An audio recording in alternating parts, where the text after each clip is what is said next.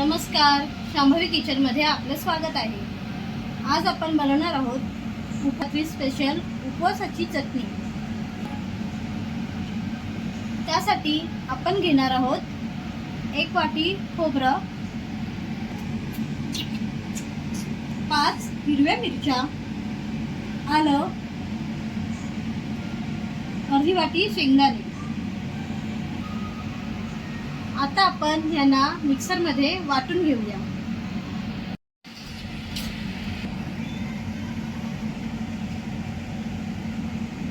दोन चम्मच दही घालूया।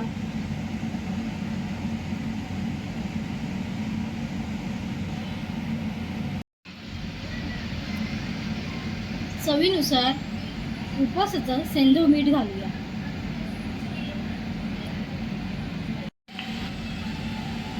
चटणी वाटून झाली आहे। आता आपण जिऱ्याचा तडका देऊया।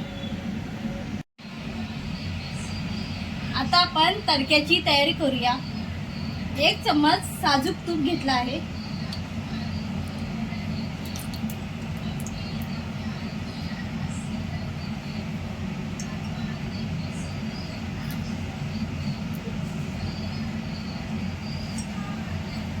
जिरा 1 चम्मच,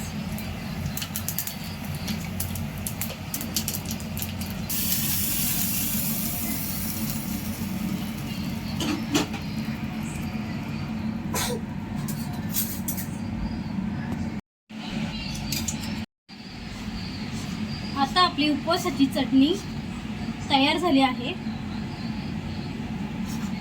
रेसिपी आवडली असल्यास व्हिडिओला लाईक करा, कमेंट करा, शेअर करा आणि आमच्या चॅनलला सबस्क्राईब करायला विसरू नका। धन्यवाद।